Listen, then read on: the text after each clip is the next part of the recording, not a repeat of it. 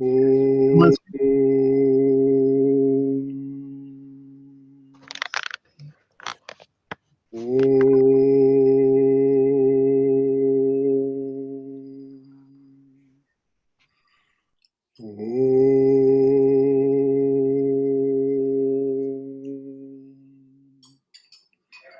Om Sahana Vavatu Sahano Bhunaktu Sahaviryam Karavavahai Tejasvina Vaditamastu Ma Vidvishavahai.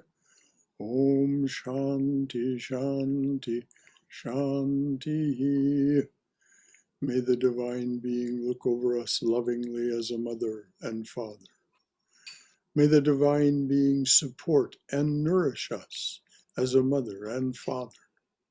May we have the strength and skill to study together the art of spirituality. May no misunderstandings arise amongst us. Om, peace, peace, peace be unto us and to all beloved beings everywhere. So, as I was noting earlier, some of you may remark that Shaman Shashi are not with us. They're out of town or away for a week or more, so we won't see them at classes.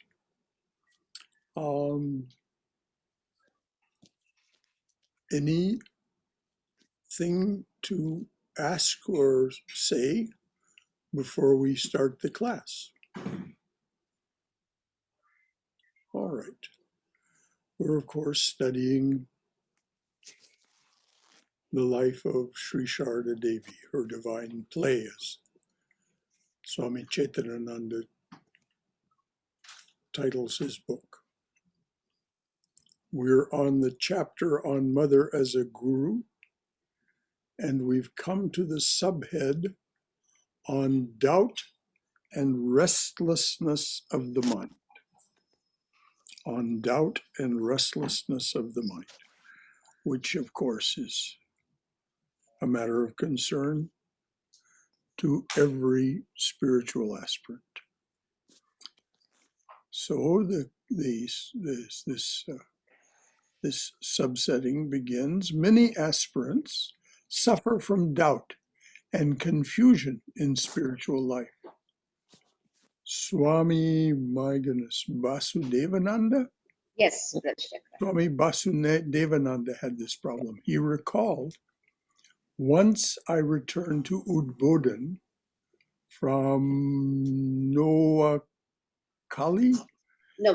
that's right. Noakhali, now in Bangladesh. After conducting a relief mission, I said to the mother, sometimes I get confused and cannot find anyone to speak with about my doubt. What shall I do then? The mother replied, and listen up, everyone. This is the mother speaking directly to us through this Swami. The mother replied, always keep a picture of the Master with you. Remember that he is with you and looking after you. If you have any question, pray to him. You will find that he will deliver the solution to your mind. And this is the experience of many.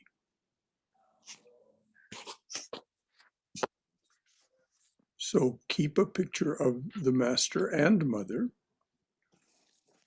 And when you have doubt and confusion and restlessness of the mind, pour out your heart to them with sincerity and tears if you can, if it brings you to that. And then just sit quietly and see what happens. Something may not happen immediately, but you may find something happens surprisingly sometime later on. But you will, if you are sincere, and particularly if you are persistent, you will receive an answer.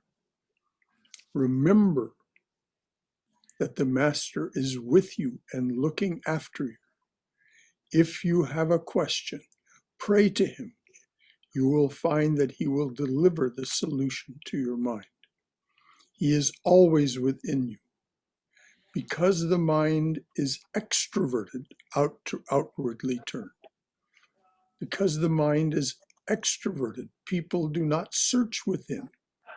Rather, they search for God outside. When you pray for something, if it is absolutely necessary for you, you will find that the answer arises within, all in a flash. If any person prays to the Master wholeheartedly, the Master listens and arranges things accordingly. It is necessary to say something 20 times to a gentleman. Oh, is it necessary? Is it necessary to say something 20 times to a gentleman? Now, does that contradict what I said about being persistent? No, it doesn't. It may be that you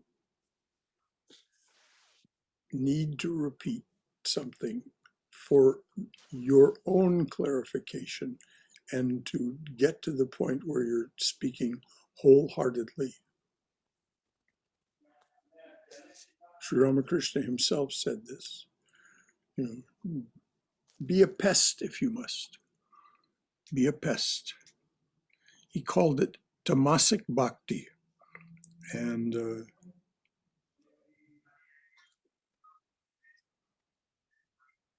any comments or questions before I go on? That has Anything? been my experience, Brother Shankara. When I pray sincerely, things fall in place most of the time. When I feel doubtful about what to do, which path to take, immediately I get my answer within the next couple of days. In no time. It's within me. I find my answer. Very good, Haima. That's excellent. Yes, that's been my experience all along. Thanks for being willing to share that with us. Yes, for many years. And now I pray to the mother. Before that, I used to pray in different way, but it's still the same. All are all in one. Every God is in mother, every God is in father. So I get my answers resolved and no stress, nothing. I just move smooth. It's because of the meditation also. Meditation has, it's getting better and better as you get closer to that path. It just really is very calm. Well, when we practice concentration and meditation, it's easier to be wholehearted because we bring our energy to it that way. Yes. It's easier to focus and Yes. That's been my not experience. be distracted. Exactly. That's been my experience for many years. And it's Thank you, Haima. Thank you, Brother Shankara. Anything else from anyone? Brother Shankara? Yes, Swaya. So my question is to do with increasing the duration of japam. And I've heard and read that one has to be careful not to overdo it, and so as to not to stress the mind. And the Vedanta Life Academy, the course that they did recently, Swami Atmarupananda did on meditation, and he also mentioned that. And I actually posed the question that how does one know that one is getting stressed? So he was like, you will know, just like when you're doing weightlifting, if you do too much and you'll feel like a strain, so similarly you will feel it. But I still didn't get it. I was wondering if you have any thoughts on how does one know if one is overdoing the duration or the intensity of meditation.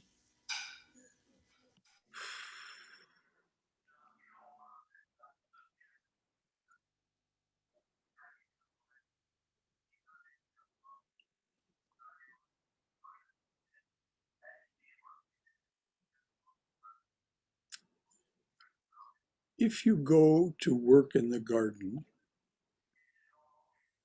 and you are doing your work there, after a while, your muscles will tell you. If you listen, this is what we were talking about this last Sunday. Be attentive to your senses. Don't doubt their testimony. If you're working in the garden and you've worked for some time, your muscles will tell you that's enough.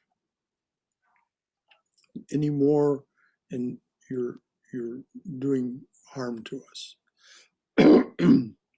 Excuse me.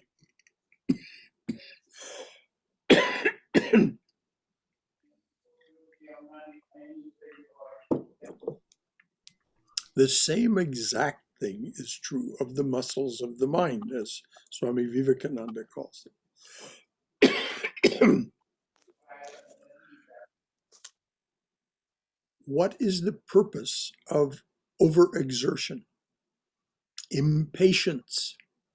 We're trying to go too fast because we're not content with the pace at which things are proceeding.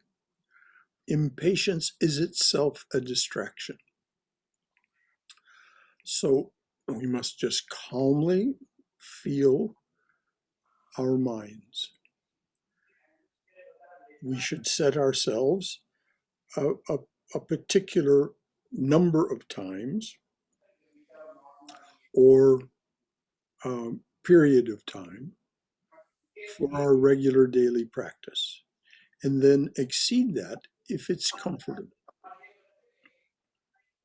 Say you set for yourself a period of 20 minutes. I'm going to sit and watch my mind, and then I'm going to begin contemplation of what it is that I'm going to do. I'm going to say no to the distractions as they arise, and then I'm going to begin my japa. It's good to do at least 12 minutes of continuous japam, because as so many teachers tell us, that we don't even begin to taste the sweetness until the mind calms down. And that doesn't begin until sometime between 9 and 12 minutes. Then we begin to taste the sweetness. Then just feel of yourself. If you've exceeded the 20 minutes, fine. But if you are attentive to what your inner feeling is, your sense of yourself, you'll be able to tell if you're exceeding. And the thing to be aware of is the reason I want to press ahead like this until I'm not comfortable is impatience. And impatience is nothing more than a waste of your time. Does that answer it for you, Swam? Yes, Brother Shankara. Thank you. And it is very important to stay attentive to our senses all the time. Waking, dreaming, dreamless sleep, as much as we can. Stay in touch with how you're actually feeling. Good question. Anything else from anyone? I found that through doing like karma yoga and dedicating all my activities throughout the day, there really is a very real like relationship that grows like between me and the master. And I like at times I can absolutely see like how I can feel his presence more than I used to be able to feel. And I think that's really incredible. Well, it is incredible, and it is because you are building that relationship. That's what happens. That's what Sri Krishna says very explicitly in chapter 4. Do this and you'll build a relationship with me. Do this continuously without mental reservation, and you become very dear to me, he says. And as you said, Aaron, you can begin to feel it. And that feeling begins to grow. That sense, as Swami Prabhavananda said, that sense of the living presence within you. Thanks for sharing that. Anything else? Yeah, I have an esoteric question to ask. um, if Ramakrishna is one with the ocean of consciousness, how can his form be individualized to come and speak to us? Is he in a do you know what I'm saying? Like, Oh, yes, exactly. This was the same doubt that Vivekananda had. oh, okay. It's not esoteric at all. It's very practical. How can the infinite become that which is available to us in the finite realm? And the thing, Sri Krishna again explains it. He says, I am the master of the gunas. We are a creation of the gunas, and as Krishna says, a slave to the gunas. The master, who is Ishvara, is not. He's master of the gunas. So he can do as he pleases. And Vivekananda finally realized this. And if you want to understand more about it, study the English translation of Om Hring Ritam and the English translation of Breaker of This World's Chain. Okay. Thank you, Brother Shankar. And the master said that though he had left the body, he would be available to us in his subtle body for 200 years, and then he would take human form again. Now that's in the reckoning of the people who reckon these things, including myself. That's 2086. 2086. There's a very charming story, by the way, in the last issue of American Vedantist about the master having taken human form again as a young girl in Norway. It's or is it Denmark? I forget. Anyway, one of the Scandinavian countries. It's a charming story by Bill Page.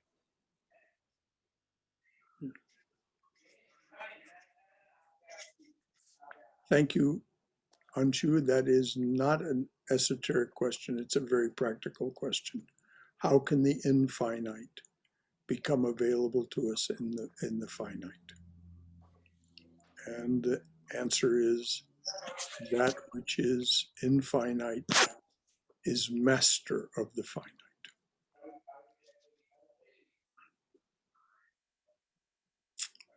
Anything else? These are very good questions. These are very good things to get flat before we go ahead. These are the doubts that the mother's talking about. Okay. Once Nalini Bihari Sarkar asked Holy Mother about the weaknesses of the mind. Mother replied, "My son, that is the law of nature, like the new moon and the full moon." In other words, the weakness of the mind comes and goes. This is what she's saying. Like the new moon and the full moon, it's completely natural. Similarly, the mind harbors sometimes good and sometimes bad thoughts. Nalini asked, am I saying that right, Nalini? Yes. Nalini asked, "Mother, I have visited you so often and have received your grace, yet I still don't make any progress. I feel that I am as I was before." Mother replied, "My son, suppose you're asleep on a cot and someone carries the cot with you on it to another place, would you immediately realize that you have been moved to another place? Not at all. Only while your drowsiness, only when your drowsiness clears up completely will you see that you have come to a new place. What a sweet and simple and straightforward metaphor. We are asleep, partially or totally. That's a metaphor for our ignorance. And who is it that's carrying the cot on which we're asleep once we start our spiritual practice? It is the divine being carrying the cot. And then when we begin to really wake up from our sleepiness, from our ignorance, then we say, oh, we're in a different place.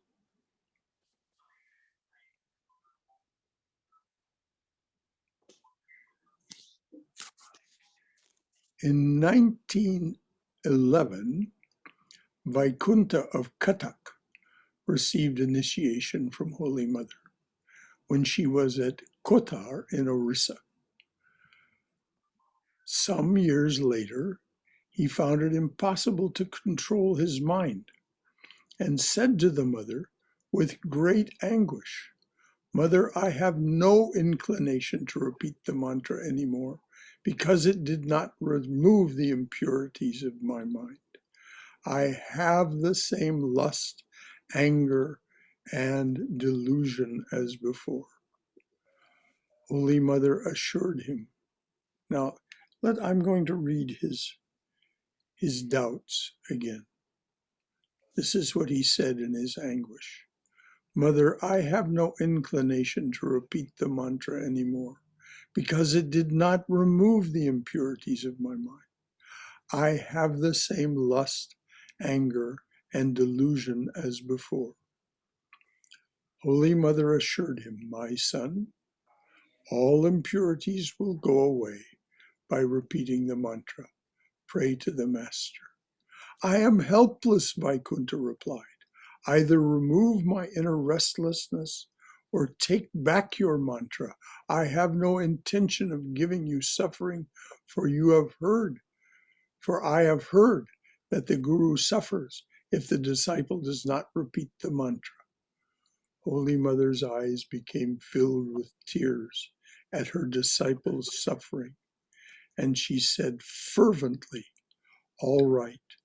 You will not have to repeat the mantra anymore."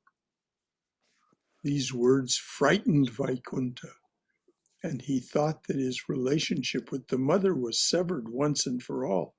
Distraught, Vaikunta said, "Mother, you have taken everything away from me. What shall I do now? Does this mean that I am going to hell?" This man was full of fear and doubt, wasn't he? I mean, he doubted himself at every turn. The mother said in an animated voice, "What do you mean? You are my child. How can you go to hell? Those who are my children are already free. Not even Providence has the power to send my children to hell. Be at rest in trusting your responsibility to me. And always remember that someone stands behind you and will come at the last moment to lead you to the eternal abode." Now, for those of us who take refuge with the Master and Mother, for that matter, Jesus, listen to this promise. Listen to this promise. What do you mean? You are my child. How can you go to hell? Those who are my children are already free. Not even Providence has the power to send my children to hell. Be at rest in trusting your responsibility to me. And always remember that someone stands behind you and will come at the last moment to lead you to the eternal abode. Swami Prabhavananda used to emphasize this to us very much. Those of you, he said, those of you who come here and stick on, he said, you are here by the direct will of Sri Ramakrishna. And you will either achieve liberation while you are still in the body, or you will receive it at the time you are departing the body, just as Mother said. So are there any comments or questions about this? Because this is such an important promise. We're reading about, Anshu asked, how can the infinite become these beings? By their will, by their will. They're master of the gunas and mistress of the gunas. So whatever, as she said, not even providence, that is to say, the workings of karma. That's what she means by providence. Not even the workings of karma can send those who have taken refuge with her and the Master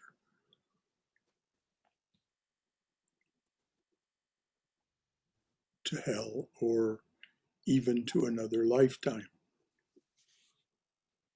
She says, lead you to the eternal abode. So any comments or questions about that? It's so bewildering that I feel like that, or just based on what you said, that Sri Ramakrishna has allowed me the opportunity to study Vedanta in this life. And I just wonder what I have done to deserve it. It's don't, Aaron, that's absolutely imponderable. We cannot know.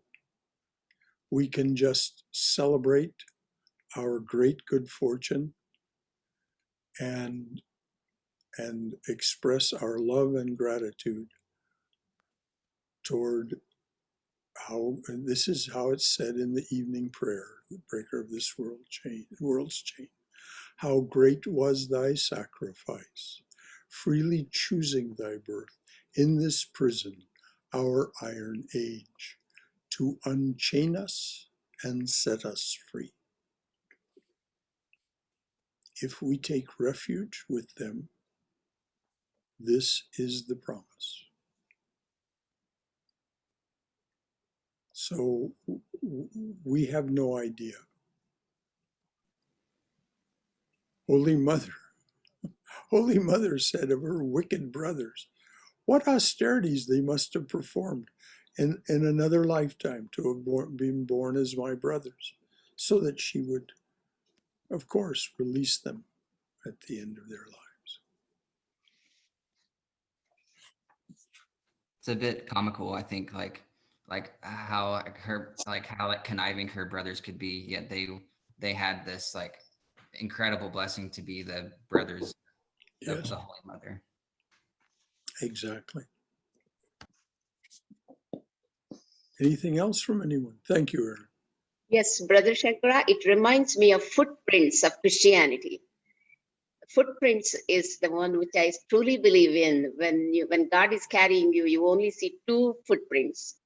When he's walking next to you, then you see he's always with us. He's always with us. Yes, he's either walking beside us or when we're too weak to walk by ourselves. It's like Mother says, someone's carrying the cot to another place. Exactly. I believe. You don't know it. Yes, I believe it too, Jaime. Me too. I have always. I love that. I love that little story.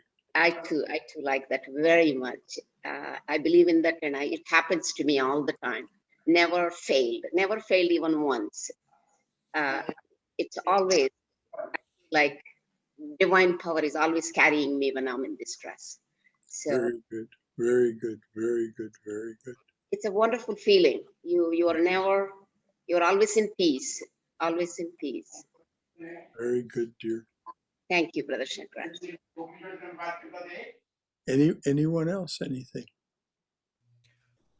Yeah, I have a quick question, Brother Shankara. Not a quick question. I'm sorry. It's okay. I always laugh when you say that because almost never they're quick questions. You have a question. What is the question, dear?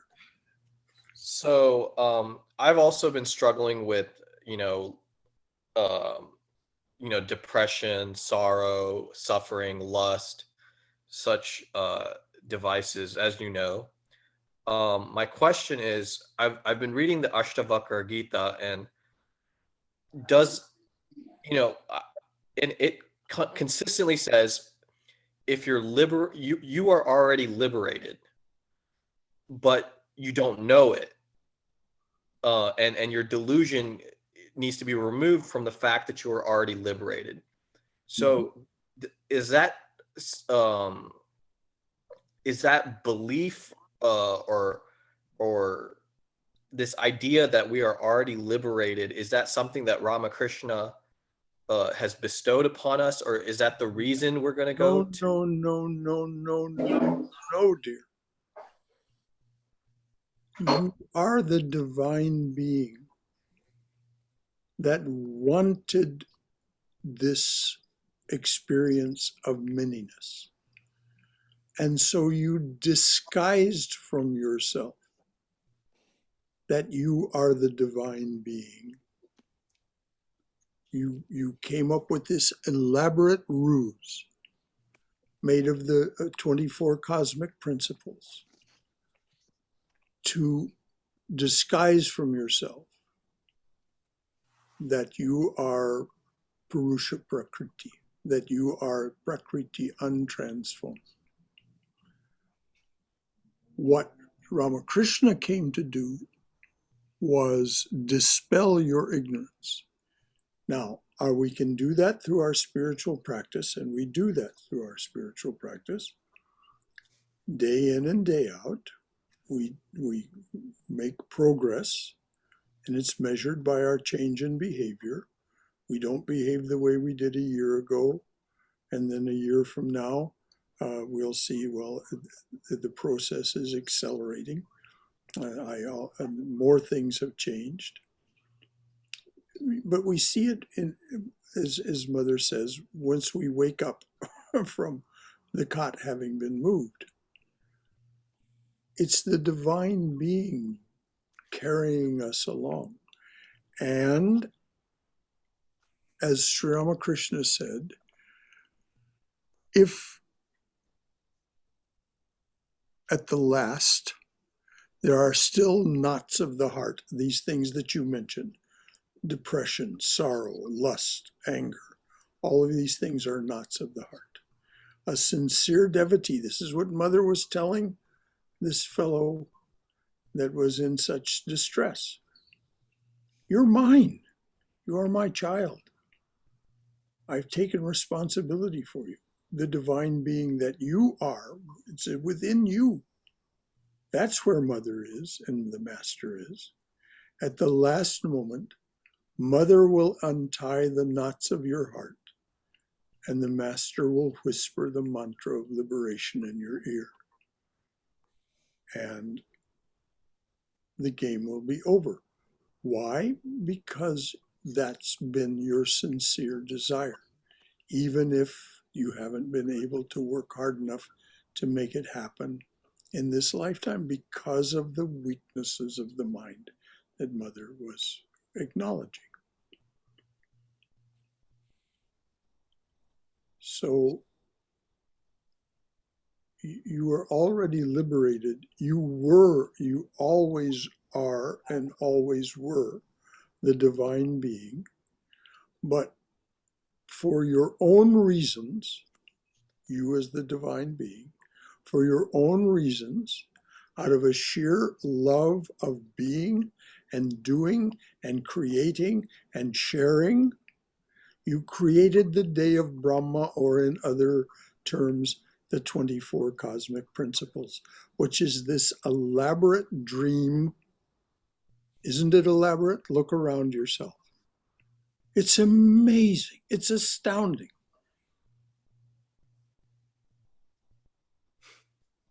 It's absolutely astounding how elaborate this universe is. Not to mention just the immediate environment in which each of us is sitting.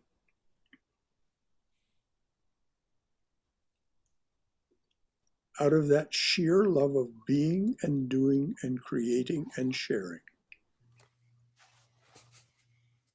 you created this so that you could be and do and create and share. But we become weary of it.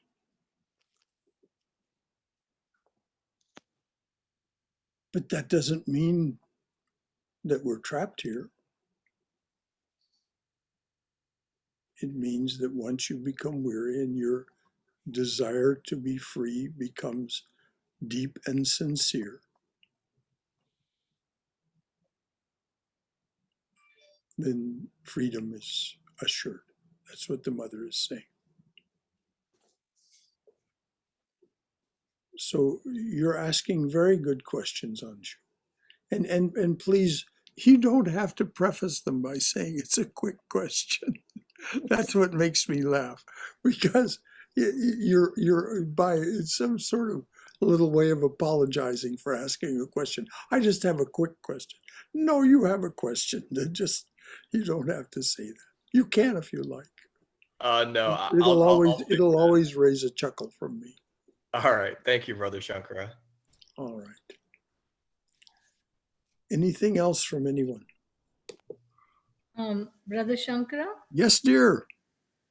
I feel or believe, or I don't know what's the right word to use, that the avatars do come to liberate those that want liberation.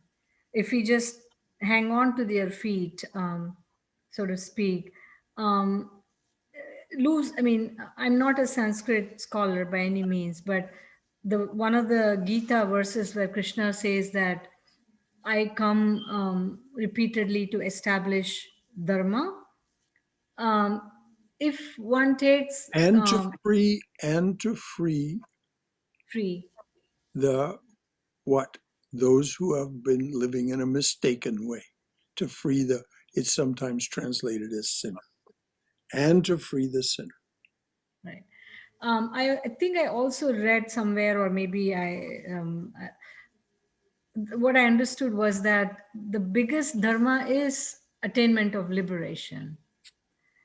So in that case, again, it's very clear that the sincere seekers of liberation, God comes to, whether you use the word establish dharma or lift one into the dharma, I take it that way, that so Ramakrishna, as an avatar of this age, came for the purpose of liberating those that seek his refuge.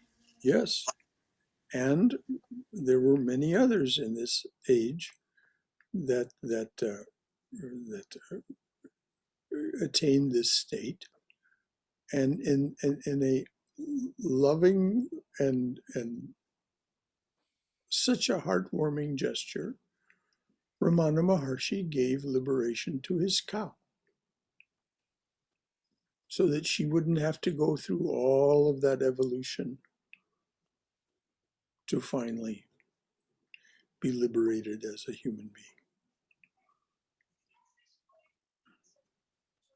Such is the power of the realized soul. What did Ramana Maharshi say? The greatest gift you can give to the world is to realize who you truly are, which is that one, that divine, infinite being that has created this sense of limitation for its own, what Sri Ramakrishna calls, and he calls that divine being the creative force. He calls it Shakti or Mother or Kali. He says she did it for her own sport, for her own enjoyment. The thing for us to keep firmly in mind is we are her. Behind this, we are the ones who have shared this love, and it'll go on for a long time. By one reckoning, I was just talking with Akashvardhan the other day, by the reckoning that he quoted to me, this day of Brahma is only about 10% over with. 13 or 14 billion years have passed in what we reckon as Earth years. It's only about 10% of the day of Brahma. But that doesn't mean that we didn't get weary in that 10% of time. And as Sri Krishna pointed out, as you said, in every age I come to restore righteousness, to remind you of who you truly are. That's what he means by restore righteousness. And to free the sinner, to free the ones who have been living in error but want to be free. As the Master says, I am not loath to grant liberation.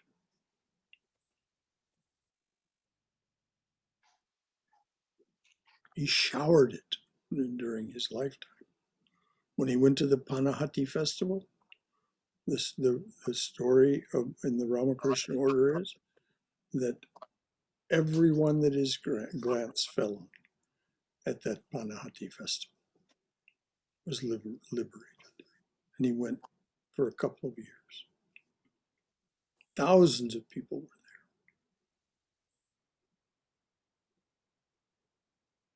there and became so elevated in his presence that they'd never experienced such ecstasy. And then that wonderful day that we celebrate as Kalpataru Day, January 31st, when some of his near and dear householder disciples came and he gave them all liberation.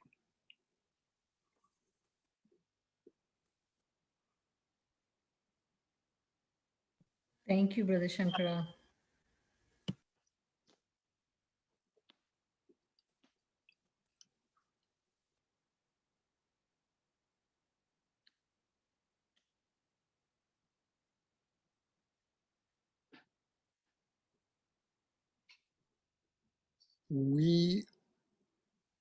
It is this is what Vivekananda said, arise, awake. Stop not till the goal is reached. The goal is liberation. And then he says over and over in so many different places, you are that. You are that. If you come on Wednesday nights and study with us his Jnana Yoga, over and over in various ways, he keeps telling these people who are so full of doubt. I mean, these are materialists, these are idealists, these are people who are persuaded by these schools of European philosophy that were in the vogue in his day when he was there in the 1895 and 1896. And he's doing his best to dispel their ignorance and remind them that they are the one, that there is only one. In the meantime, this is why Jesus said, be passers-by. There's no reason for us not to enjoy what we have created. Just don't get stuck. Just don't linger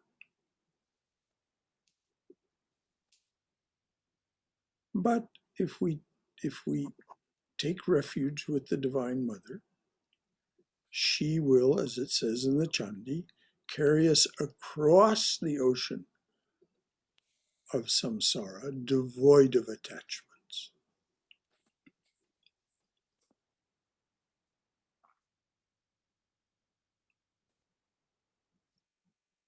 Anything else?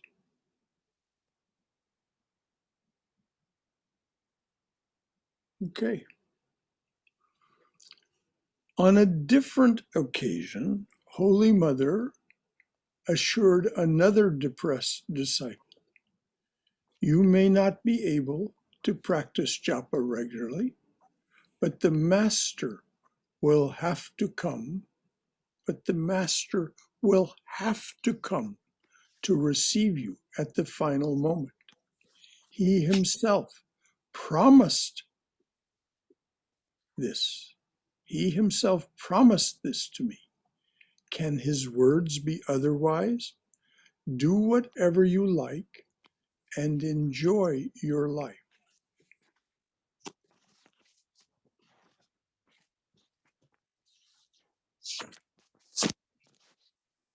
And remember Jesus' word, "Ye have not chosen me, I have chosen you." Why? Because the divine being is resident within us and knows the yearning and the ache of our hearts and says, "Okay, it's time for you to go. It's time for you to be released from this dream that we created together."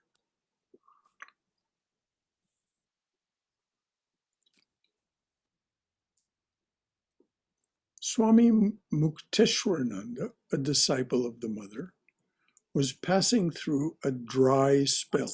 What's a dry spell? Sometimes when we do our japam, when we do our spiritual practices, it feels very, tears come, we feel the nectar, we taste the nectar. Other times, no tears, no feeling, it just feels like our mouth is dry. Dry spell.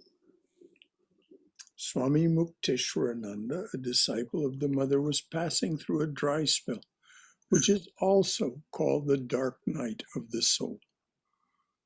He even stopped visiting the Mother, although he was living at Balaram Mandir, only a few blocks from Udbodhan house, Balaram's house, Balaram Mandir, only a few blocks from Udbodhan house. Finally, he wrote a letter to Holy Mother asking her to take back the mantra. The Mother sent for him. When he came, she said, "Look here, my child. The sun dwells high in the sky, and water remains on the earth. Does the water have to shout at the sun and ask, 'Oh, sun, please take me up'? It is the very nature of the sun to take up the water in the form of vapor.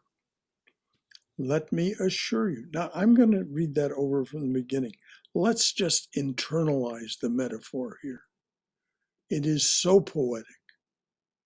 Finally, Mukteswarananda wrote a letter to the Holy Mother asking her to take back the mantra because it didn't seem to be doing him any good. He was in this dark night of the soul. The Mother sent for him. When he came, she said, "Look here, my child. The sun dwells high in the sky, and water remains on the earth. Does the water have to shout at the sun and ask, 'Oh, sun, please take me up'? It is the very nature of the sun to take up the water in the form of vapor. Let me assure you that you will not have to practice any discipline." What reassurance! Now, this is Chaitanananda speaking. What reassurance! This is similar to Ramakrishna assuming the power of attorney for Girish Ghosh. For Girish. This is similar to Ramakrishna assuming the power of attorney for Girish. Girish was an absolute hopeless reprobate when he came to Sri Ramakrishna. I mean, there was no sin that he hadn't committed, nothing he hadn't done. He was a complete drunk. He was a complete roue. He was a complete miscreant in every way.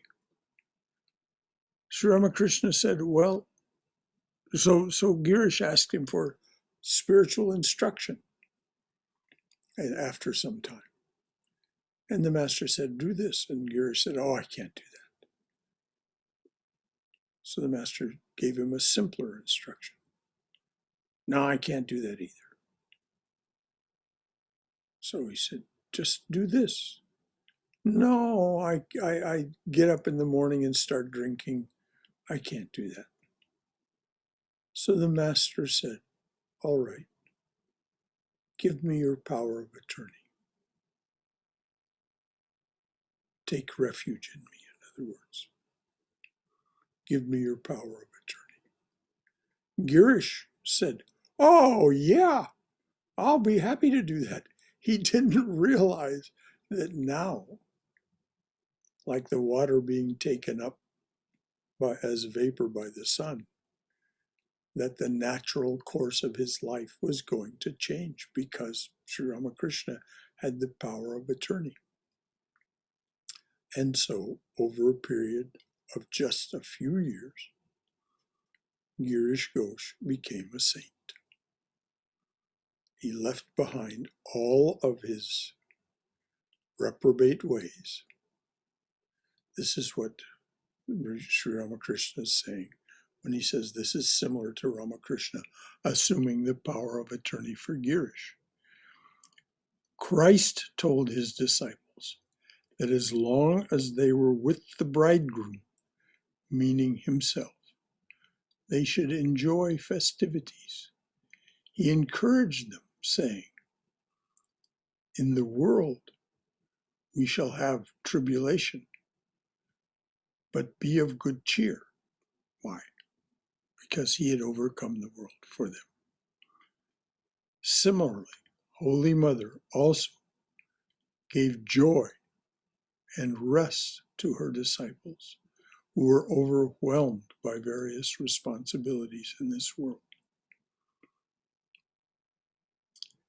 In 1914, Mahendranath Gupta of Barisal received initiation from Holy Mother in Udbodhan House. In 1915, he went to Jairambati to see her again.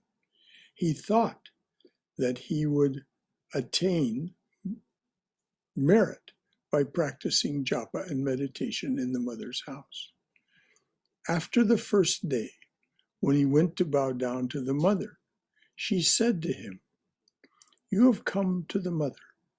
What's the necessity of practicing so much japa and meditation? I am doing everything for you. Now enjoy food and rejoice without worry and anxiety.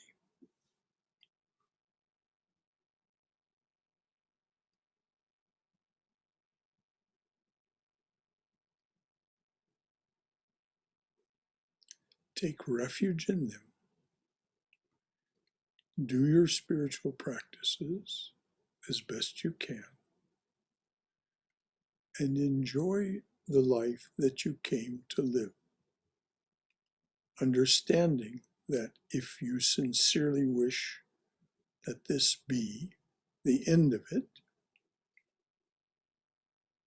this is the promise, and you will then be a passerby. You won't get stuck. Is there anything to ask or add about what the mother has said? I wonder if we're all a lot closer to realization than we realize. Swami Prabhupada said, again, to those who come and stick on, he said, and he would make this gesture with his fingers, you are just a hair's breadth away, a hair's breadth away.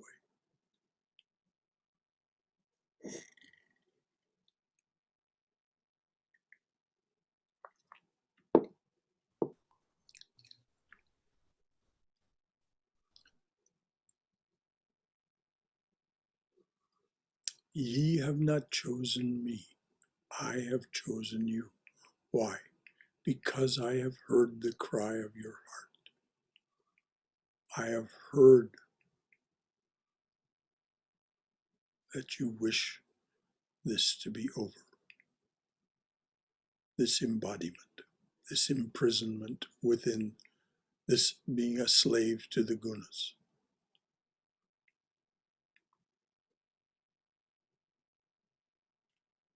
Thank you, Aaron. Anything else from anyone?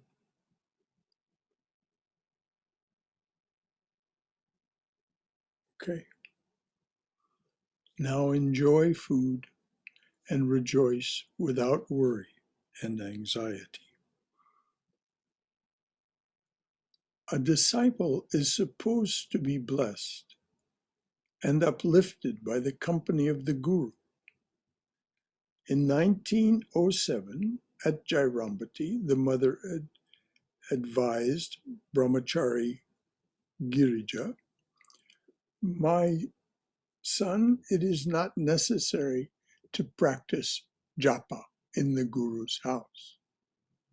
However, a little earlier she had said, you must repeat the mantra 108 times. Is that 108? Yeah, 108 times, according to the instruction of your Guru. Moreover, you are a monk. You are supposed to repeat the mantra most of the time, as you have plenty of time.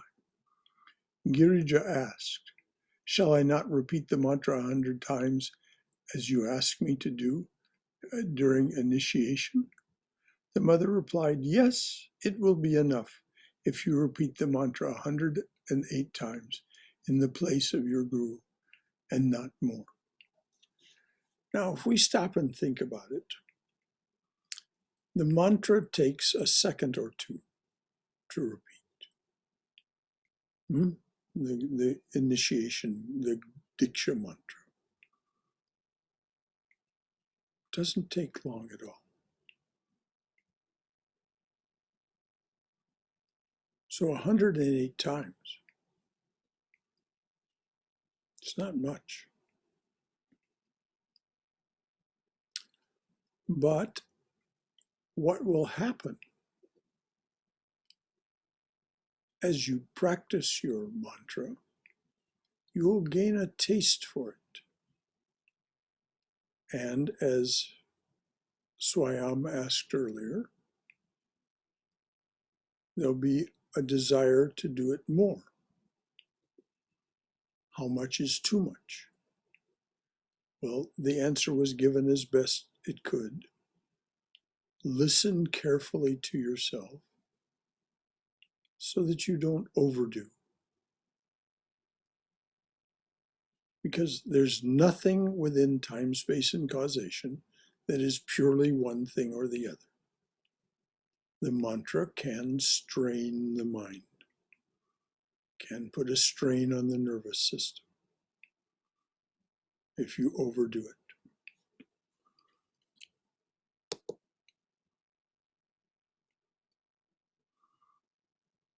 Okay, it's 8:59. Anything else from anyone? Anything to add or ask? And remember, when I say this, there's no compulsion. It's just an invitation. You are contributing just by being here, just by adding your energy to this, as we study together the art of spirituality. Your thoughts, your feelings, they're communicated far more than you know through your intention to be here and participate. If you want to know what I mean, read Swami Vivekananda's talk, The Powers of the Mind. Anything else from anyone? Brother Shankara, Yes, dear. I just wanted to share with anyone who may be interested that yesterday Vedanta Life Academy offered this 1.5 hour special done by Swami Chidekananda on the pilgrimage places that Sri Ramakrishna went. And it was one of the free offerings. And I think that they are going to put it on the website. And it was so beautiful because he presented the map of the area around Dakshineshwar, all the different houses and places that Sri Ramakrishna went to in the map.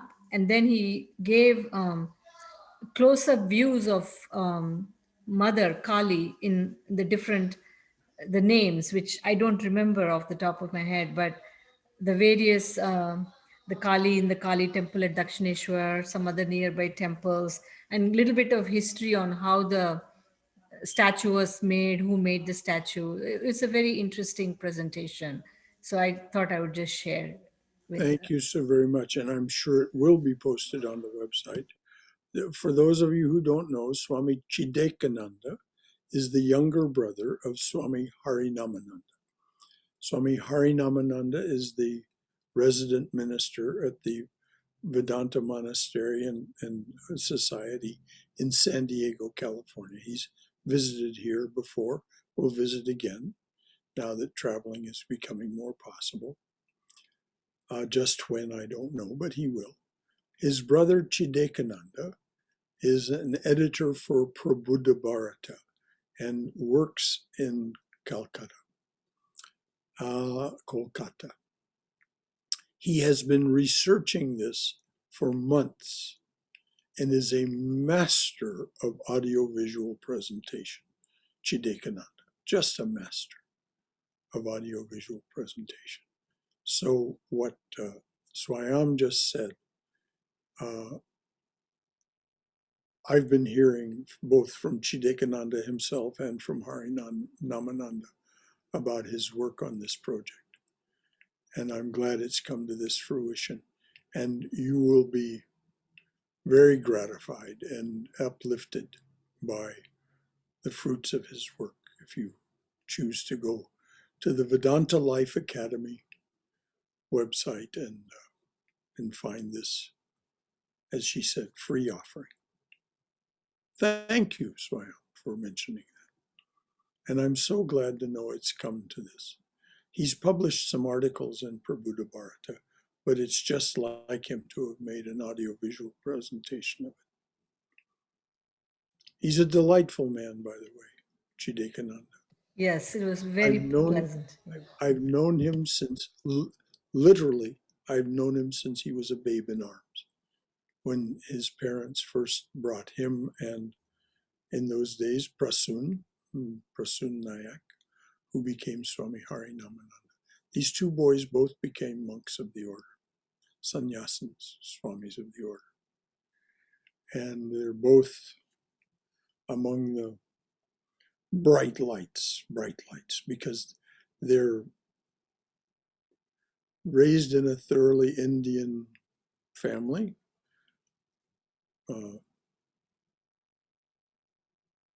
Devi Prasad and Abantika Nayak, but both of them raised here. The father, Devi Prasad, was a professor at UCLA. He's now professor emeritus. And they were all so close to Swami Swahananda, so dear to Swami Swahananda. And so Chidekananda is really quite a remarkable man. I knew him for all those years. Still know him, of course, but we used to see one another all the time there in Hollywood. So I'll just ask for this. Two of my brothers, slightly elder to me, Shiva Maharaj and Jnana Maharaj, two monks at the Hollywood Center, are both coming to the end of their incarnations and suffering somewhat. So if you could just hold a thought in your heart, a sweet thought in your heart for Shiva Maharaj Swami Atma Tattvananda and Jnana Chaitanya, Jnana Maharaj. I just talked to Sarvadevananda, I guess it was yesterday evening, and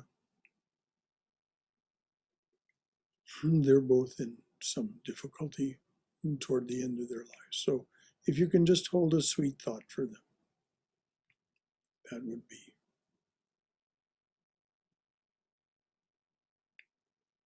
very appropriate.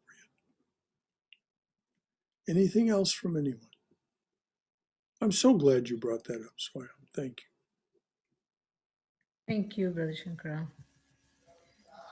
Anything else from anyone? Thank you for leading such a wonderful class. I always love Holy Mother's class. Shankara. Mhm. Yes, so do I. Sorry, Brother Sankara, I've heard that it is okay to chant the mantra mentally all the time so that it is a part of your breath. Is it okay? Of course, yes. I have been doing it a long time, and so I read it. Swami Sohananda said that while sleeping, before you go, you chant your mantra, it will go on in your sleep. And when you get up, it would be there. Yes. So I have been doing that since many years, and it does. Is it all right? Yes, of course it's all right, dear. It's very different than what Swayam was talking about, where you sit and Yes. count on your mala or count Yeah. on your Right. fingers. It's a very physical activity, physical being, your whole body. Once the mantra sinks deep in you, as you said, you'll find it's there all the time. You don't have to call it forth, but it's still useful and good for you to say the mantra the number of times that your guru said to do, the number at the times of day that he said to do it. But that's very different from what you were talking about, Triguna. Yeah. Yes, that's perfectly all right. And Swahananda told me the same thing. And he also told Chidekananda that when he was Veda Chaitanya. Veda Chaitanya was taking care of him one night. And Veda Chaitanya woke up to find it was about 2:00 in the morning, to find Swami Swahananda sitting up doing his japam, using his mala. And Veda said, Swami, what are you doing? And the Swami said, oh, I'm doing this for my disciples. And but then he said with a real glint in his eye, a wink and a glint in his eye, he said, you lie back down. You start saying your mantra. And as you sleep, you go to sleep saying your mantra, you'll get credit for the entire night. Credit means the transformative power will go on all night long. Yes. Actually, one thing I have to let you know that I was never given any instructions by Swami, my guru. I did on my own because he was not able to speak even. This He is had a lot of stroke. yes, And so, this is Bhashananda, yes. yes. And so literally there was no instructions at all. Did you ever talk to Swami Swahananda about that? No. Well, good for you, Triguna, but we have to remember what Mother has said. They're in the background teaching us whether we know it or not, and carrying the cot. Yeah. Thank you, Triguna. Thank you. Good night. Thank you. Namaste. Namaste, dear. So good to hear from you. Anyone else? Anything? All right. Oma Satoma Satkamaya. Tamasoma Jyotirgamaya. Mrityorma Amrutangamaya. Abir Moiti. O dearly beloved Lord, lead us from this place of endless change and relentless noise to thine abode of silence and peace. Lead us from darkness and ignorance to the brilliance of thy wisdom and love. Lead us from darkness and ignorance to the brilliance of thy wisdom and love. Lead us from death to immortality. Light us through and through, light us through and through with thy everlasting, shining presence. Om Shanti, Shanti, Shanti. Peace, peace. Peace be unto us and to all beloved beings everywhere. Hari Om Tat Sat. Jai Shri Guru Maharaj Ji Ki Jai. Durga, Durga, Durga. May you be safe. May you be healthy. May you be cheerful. May you have peace of mind. Go forward in the loving and protective embrace of the Divine Being as our Mother and Father. So until we meet again, it's always such a joy to be with you. And tomorrow evening, of course, we'll study Swami Vivekananda's Jnana Yoga. Thank you, Brother Shankara. Good night, dears. Good night. Hari Om. Hari Om, Hari Om.